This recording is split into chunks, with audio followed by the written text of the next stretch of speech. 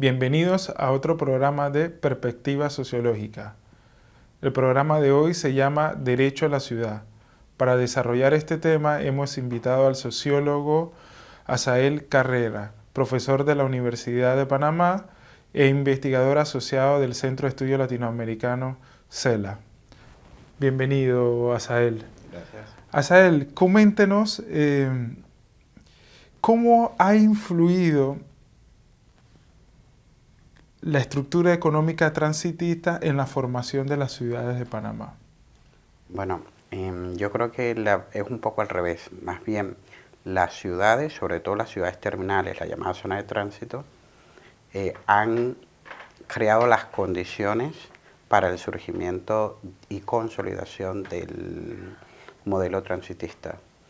De hecho, por ejemplo, en la historia oficial le damos mucha importancia al descubrimiento en 1501 del Istmo por parte de Rodrigo de Bastidas. En la verdad, ese descubrimiento no tuvo ninguna trascendencia para la historia económica del país.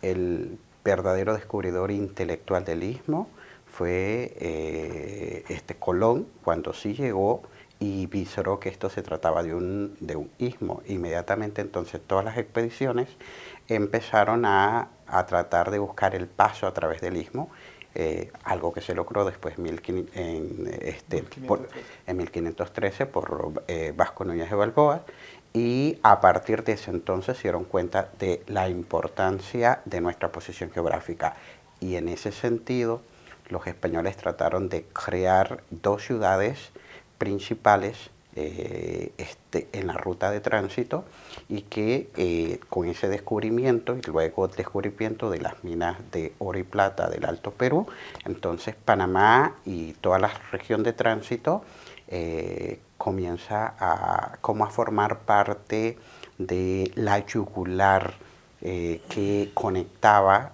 la metrópolis con el imperio el ex imperio inca, ¿no? En ese momento. En esa medida, a través de la fundación de estas dos ciudades, primero en el Pacífico, Panamá, luego Nombre de Dios, más tarde con la destrucción de Nombre de Dios, entonces se establece Portobelo, llega un grupo social, el grupo blanco, eran empresarios dedicados a todo tipo de negocio, de forma tal que este grupo trató, como controlaba todas las actividades relacionadas a las ventajas comparativas de nuestra posición geográfica, entonces fue que profundizó el modelo de desarrollo transitista, ¿no? Con todas las secuelas que eso trae. Note que aquí hay como algo importante.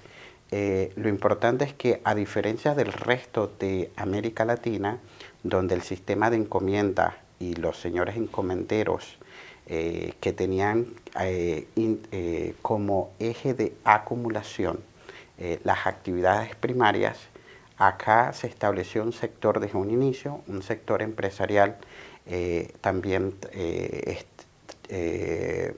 población que se dedicaba, española, que se dedicaba a la administración estatal. Eran servidores públicos. El proceso inició de una manera diferente al resto de América Latina. Entonces, en esa medida, las dos ciudades terminales de la ruta interoceánica crearon como las condiciones para la consolidación de un modelo de desarrollo que por los economistas ha sido definido como concentrador e excluyente, por algunos otros lo definen como si fuera un sistema dual social y territorialmente. La historia, los historiadores panameños han escrito mucho sobre las consecuencias de este modelo de desarrollo, no solamente consecuencias sociales, sino también ambientales y sobre todo a nivel de territorio. O sea, hace que la actividad económica se concentre, y por lo tanto en la zona de tránsito, y por lo tanto concentra la mayor cantidad de población. De hecho, por ejemplo, Guillermo Castro habla de que con el establecimiento de estas dos ciudades hace que la organización natural del territorio se cambie y se concentre la mayor parte de la actividad en el Valle del Chagres. Entonces, en esa medida, las dos ciudades concentran las actividades, concentran la población y más adelante, por supuesto, estas ciudades crean un conjunto de condiciones, me refiero a puertos, centros logísticos, el canal, las ciudades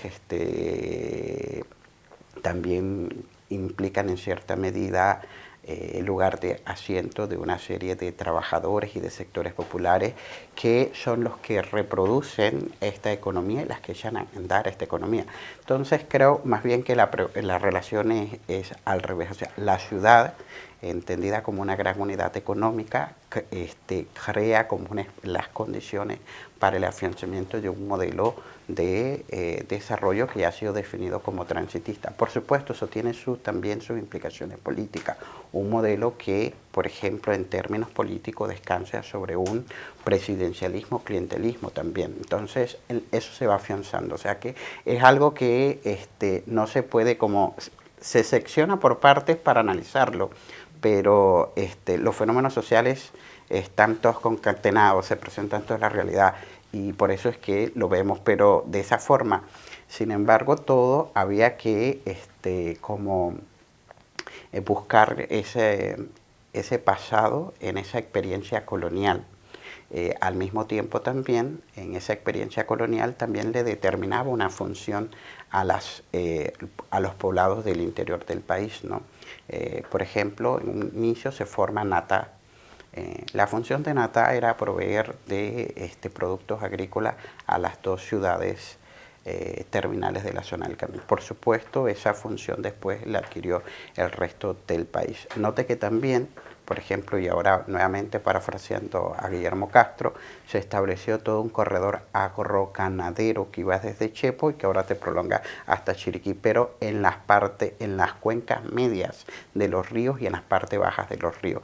Y mientras que la parte del Atlántico quedó completamente aislada. En una medida de eso, al igual que el Darién. Al igual que el Darién también, o sea, pero la organización natural del territorio que tenían las poblaciones indígenas iban de la vertiente del Atlántico a la vertiente del Pacífico aprovechando los ríos, las cuencas hidrográficas, y de esa manera nuestra población indígena lograba como conseguir recursos provenientes de ecosistemas diversos, del bosque tropical lluvioso del Atlántico con recursos del costeros marinos que eran muy apreciados. Y de esa manera garantizaban la sostenibilidad. Con la llegada de los españoles ese ordenamiento se cambia, por completo se pone un ordenamiento de esa medida como artificial. Y esto es importante tenerlo presente porque desde la ideología dominante como que nuestra vocación es el transitismo y se dice pues nuestras actividades tienen que ser actividades de servicio porque así lo determina nuestra posición geográfica. Eso es una ideología para sostener un modelo donde las ciudades juegan un papel sumamente importante en la reproducción de ese modelo, que ese modelo está controlado, por supuesto, por un grupo que desde muy temprano se estableció en esta zona y que sigue explotando esas ventajas comparativas. ¿Y me podrías comentar un poco cómo ese espacio se segregó, cómo los grupos sociales se ubicaron en esa segregación espacial? En cierta medida, toda ciudad está dividida. Si nosotros tenemos como la idea de que, y veámoslo de esa forma como esquemática, ¿no? De que tenemos una sociedad, pero la ciudad o el espacio físico es como la proyección de la sociedad, o sea, en el espacio. Y si la sociedad está formada por clases sociales, esas clases sociales tienen su proyección a nivel del espacio. Bueno, las ciudades que establecieron los españoles luego de la destrucción de Panamá de la Vieja, la nueva ciudad, marcaba las clases sociales y su proyección sobre el espacio. En cierta medida teníamos una ciudad colonial, amurallada, que era el lugar de asiento del poder económico político, el poder comercial. Adentro de las murallas, intramuro, vivía los comerciantes, mientras que afuera vivía la gente de los sectores populares, el arrabal santanero. Entonces había una muralla que los separaba, marcando a aquellos privilegiados de aquel grupo que no era tan privilegiado por este modelo que estaba gestándose en ese momento. Gracias a él. Podríamos continuar con este relato en el siguiente bloque. Vamos a una pausa, en breve regresamos con Perspectiva Sociológica. La idea de construir una ciudad inclusiva, democrática y participativa, donde predomine el interés común sobre el privado, es prácticamente imposible debido a dos factores. Uno, las leyes del desarrollo urbano en Panamá favorecen ampliamente al capital en detrimento del interés común. Y dos, la ausencia de movimientos sociales urbanos organizados capaces de hacer resistencia a la avanzada del capital inmobiliario y de imponer un urbanismo alternativo.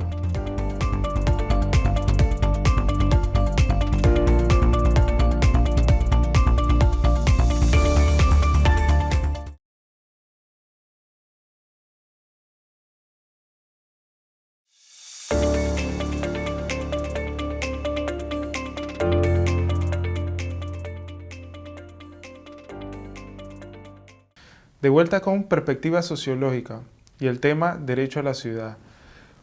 Profesora Sael, nos comentaba sobre la segregación del espacio, cómo los grupos sociales se ubicaban en estos espacios. ¿Podría, además de profundizar sobre este tema, podría comentarnos sobre cómo las ciencias sociales panameñas han estudiado el fenómeno de la segregación espacial?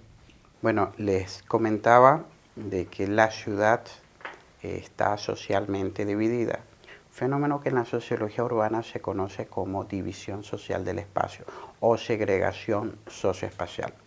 En esa medida, la ciudad colonial estaba dividida, ¿no? Ese grupo, si utilizamos la palabra de Hernán Porras, grupo blanco capitalino, tenían su lugar de asiento en el intramuro y los otros grupos humanos fuera de extramuro.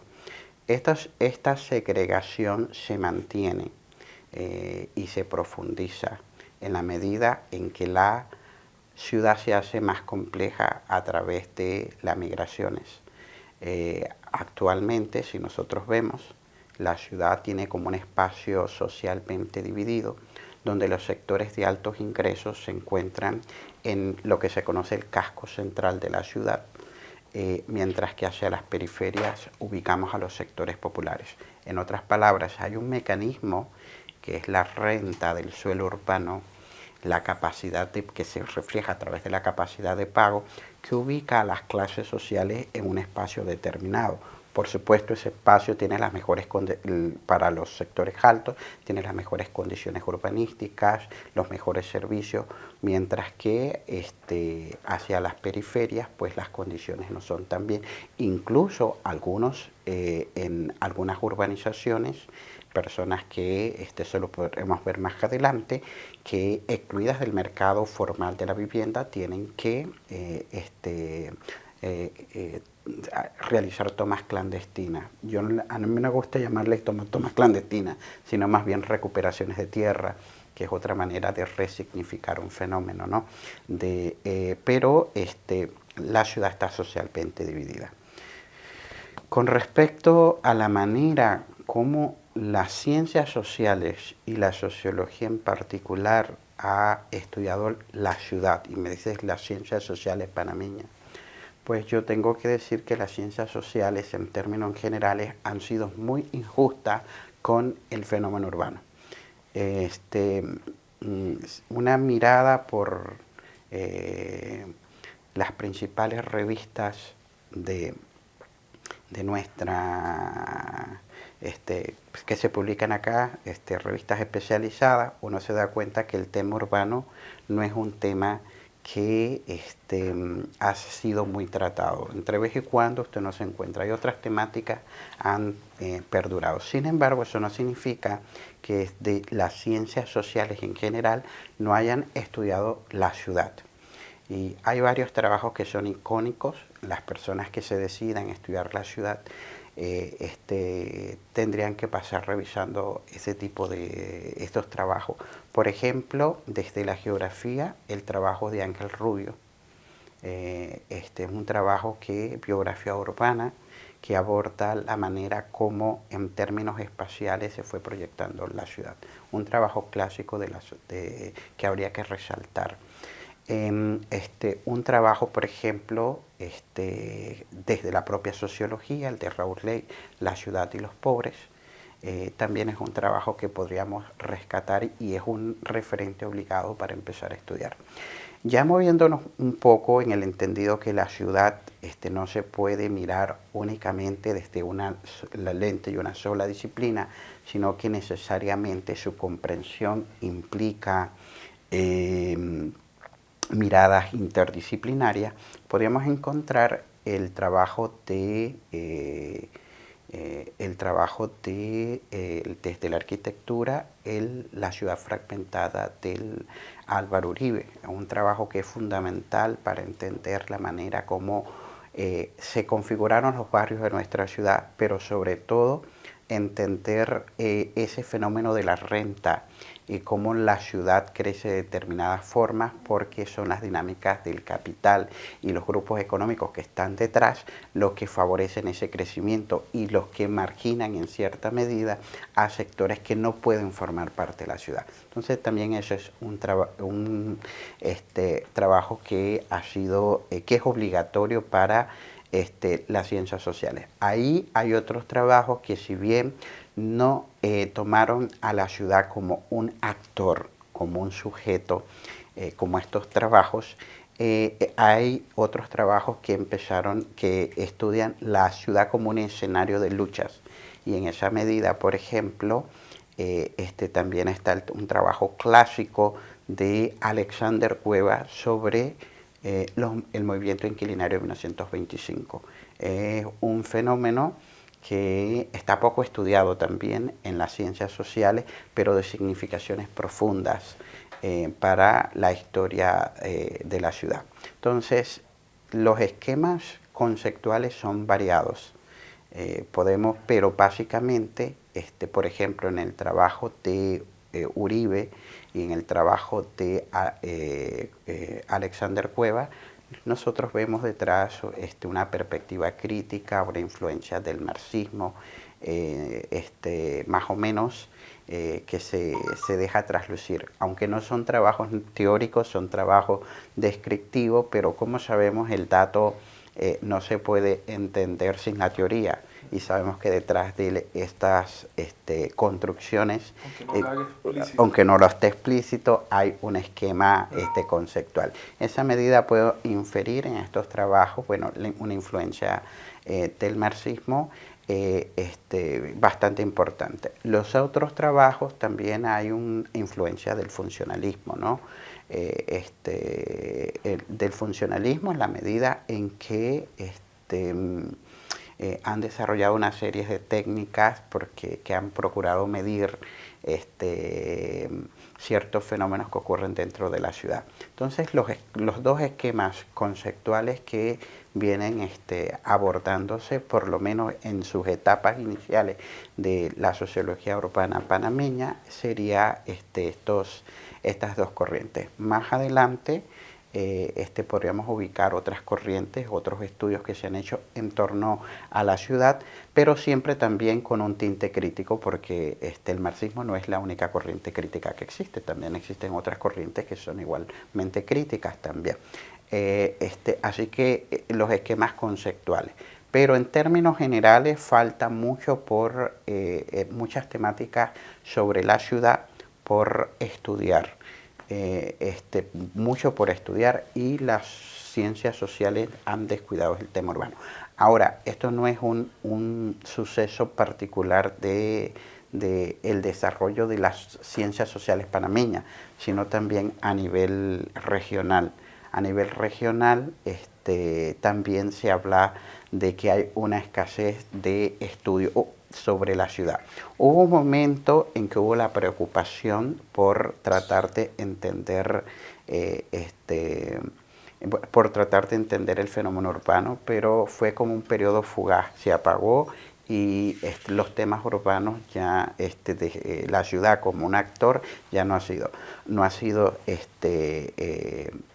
como un tema que ha sonado tanto de investigación en las ciencias sociales. También se me pasaba ahorita que desde la historia también ha contribuido mucho, ¿no? Yo creo que los historiadores, de hecho, son los que más han contribuido a estudiar la ciudad, desde Castillero Calvo, Alfredo Castillero Calvo, pero también hay Celestino Araujo en cierta medida también ha hecho sus trabajos, Patricia Pisurno. Siempre los historiadores han hecho sus contribuciones en torno a... también podemos sumar ahí a Alfredo Figueroa. Alfredo Figueroa, de hecho, creo que era pensaba justo en Alfredo Figueroa cuando hablaba de que si bien la ciudad no como actor, pero sí como un escenario de luchas, pensaba precisamente en el trabajo Dominio y Sociedad en el Panamá colombiano del profesor Alfredo Figueroa. En esa medida lo pensaba justo en él. De hecho, hace un aporte muy importante para entender la composición social del arrabal santanero. En esa medida, pues también, o sea, la sociología ha hecho su aporte, la historia ha hecho su aporte, la geografía ha hecho su aporte para tratar de entender. Todavía nos falta mucho más y muchas temáticas por abordar, se descuidan. Iremos a una pausa, en breve regresamos con Perspectiva Sociológica. En la década de 1980 y con el objetivo de fortalecer el Centro Bancario de Panamá, el Estado propició la intervención del sector privado en la producción de vivienda, para la cual creó un conjunto de leyes que favorecieron a la banca y el sector de la construcción, mientras que nunca se pudo dar solución efectiva al problema habitacional.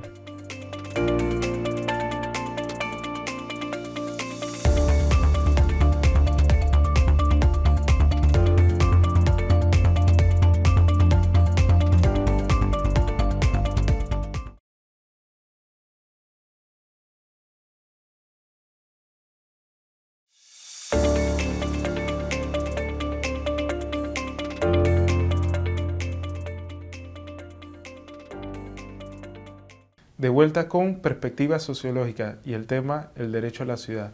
Profesora Sael, explícanos en sí qué es el derecho a la ciudad y qué representa esto en términos de clases sociales. Primero, hacer como un recorderis el caso, este concepto, derecho a la ciudad, se viene utilizando desde la década del 60. En realidad, el creador del derecho fue Henry Lefebvre. Sin embargo, en la década del 60 ese concepto no pegó en la sociología urbana, no tuvo pegue, viéndolo en términos coloquiales, ¿no? Porque en ese entonces estaba un enfoque estructuralista dentro de los estudios urbanos, que era el que estaba de moda, y la propuesta de Lefebvre pasa desapercibida. Pero lo que Lefebvre quiere decir con derecho a la ciudad es el derecho que tienen los habitantes de la ciudad de redefinir el diseño y la organización de su propio hábitat. A eso hace referencia. Además de convertir a la ciudad en un espacio de lucha y de resistencia anticapitalista. Eso es como la concepción original. Sin embargo, como sucede con muchos conceptos dentro de la sociología, que luego van transmutándose, incluso van cambiando la concepción original. Para el 2000, por ejemplo, ese concepto empezó a hacerse bastante de moda y incluso los organismos internacionales en las últimas convenciones mundiales sobre hábitat y desarrollo hábitat y desarrollo popular, creo que le llamaban, la última convención, se hablaba de un derecho a la ciudad. Pero para ese entonces como que la concepción lefebvriana había perdido sentido Incluso tenemos una propuesta neoliberal del derecho a la ciudad también.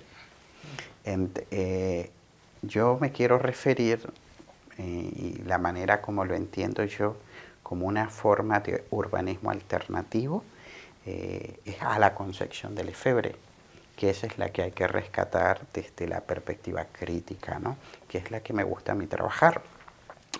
Es ese derecho que tiene sobre todos los sectores populares de rediseñar y definir la ciudad. Eso puede resultar un poco, digamos, sin importancia.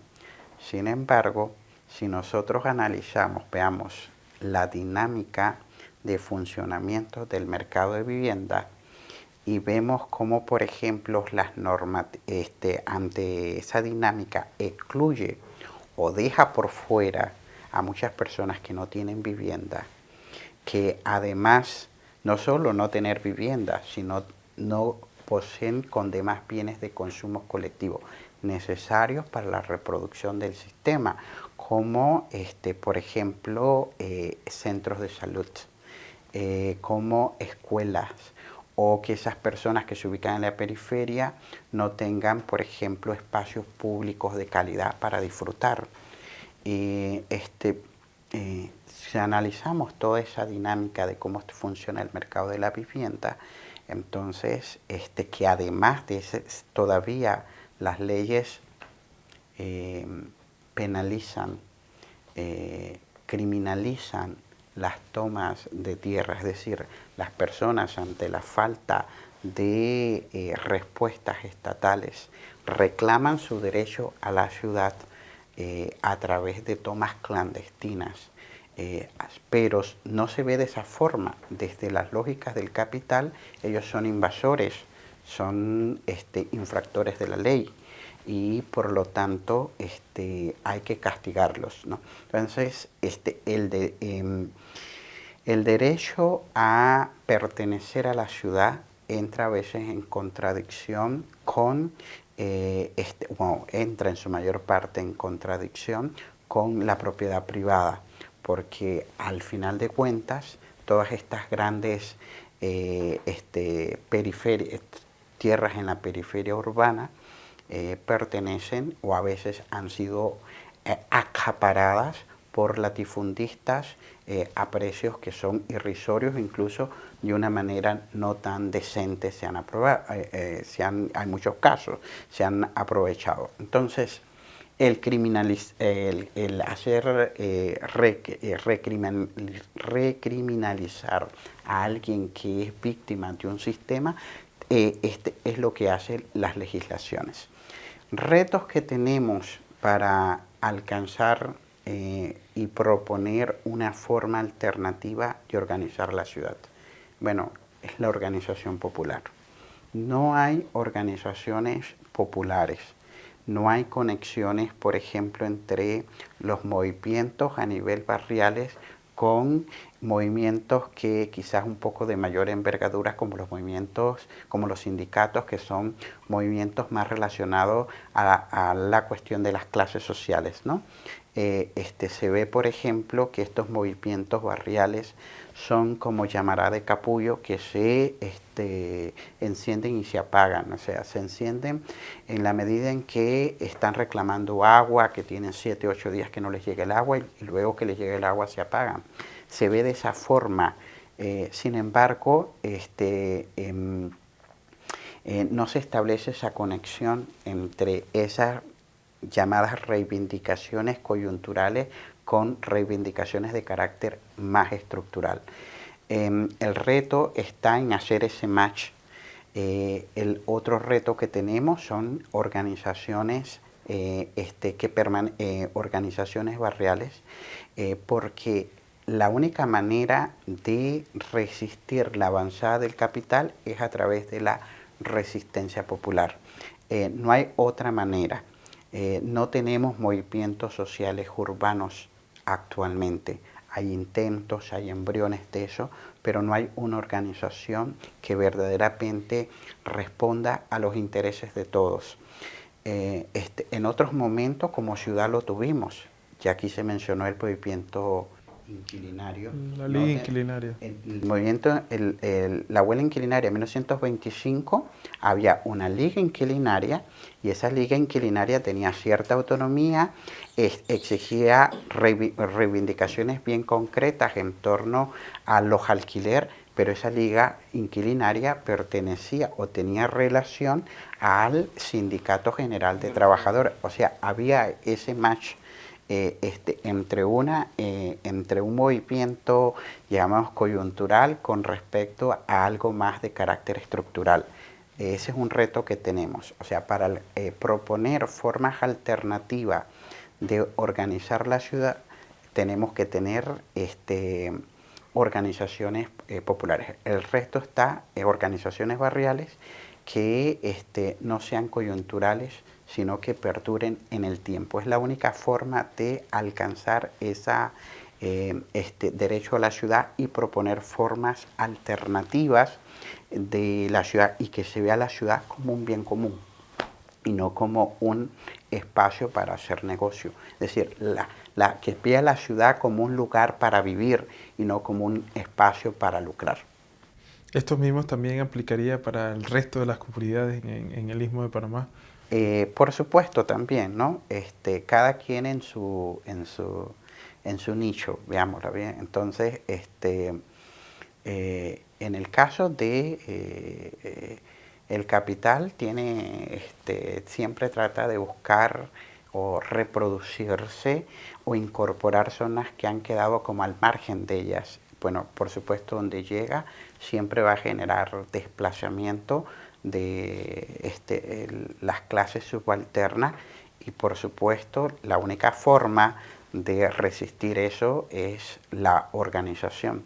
Es importante la organización. Yo creo que allí el papel del sociólogo es fundamental. O sea, salir un poquito de la biblioteca. De la biblioteca, salir un poquito de las aulas y también hacer un poco más de extensión. La universidad también juega un papel importante en ese aspecto, ¿no? A través de la movilización del conocimiento para generar transformaciones sociales. Lo veo desde esa forma, o sea, movilización de conocimiento para generar transformaciones sociales. Y precisamente de eso se trata el derecho a la ciudad, o sea, que no va a haber un derecho y una forma alternativa de organizar la ciudad si los sectores populares están desorganizados. Entonces el reto que tenemos es organizarlos o por lo menos propiciar las condiciones para esa organización popular. Muchas gracias, profesora Sael, y a ustedes por su sintonía. Nos vemos en un próximo programa de Perspectiva Sociológica.